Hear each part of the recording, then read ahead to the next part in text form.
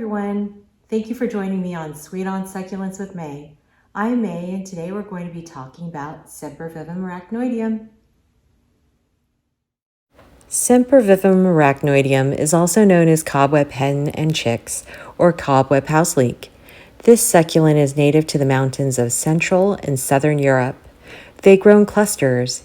Each rosette can grow up to about 3 inches in diameter. They remain low-growing and do well nestled in between rocks. Sempervivum translates to always living, but this was not the case for me living in SoCal. I live inland and we get very hot, dry summers, and I was killing a bunch of these when I got them. Well, anyways, I've learned to keep them in partial shade and plant them between rocks per the advice of a succulent friend, and I've been pretty successful keeping them alive since. The most amazing thing to note about this succulent is that she'll survive various climates and will even survive a snowstorm. I've been told by my customers on more than one occasion that after a snow, all their succulents died except their Semps. They survived. This succulent is called hen and chicks because the larger center rosette will throw out babies or chicks. What's great about this is that you can pull off your chicks and propagate them.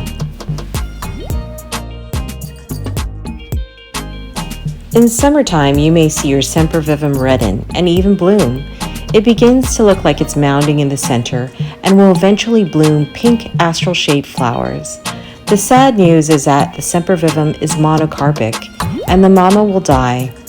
But the good news is that you're going to have all these chicks to propagate, so her beauty will live on through her chicks. After digging on the internet, I found out that the reason why they are called house leeks is that they were planted on the tops of roofs of houses to protect them from fire and lightning.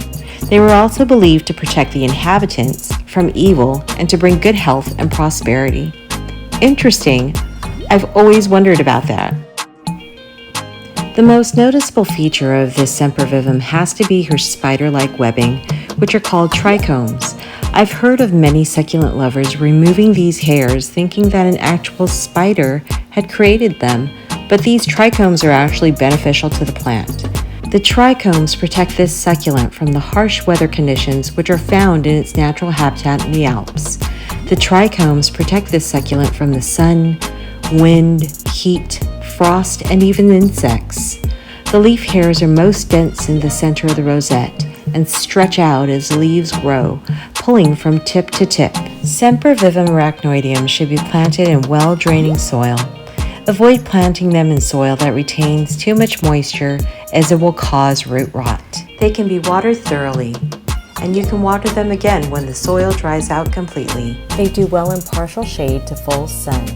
If you live in an area that receives dry, intense summer heat, place them in shady areas to prevent your Sempervivum from scorching or dying.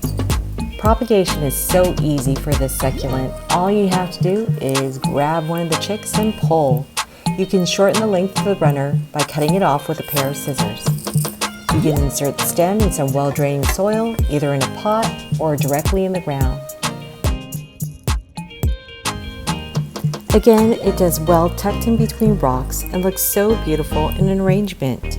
With its webby white centers, they truly look like little stars. Thank you for watching this video. I hope you found it helpful and informative. Happy planting!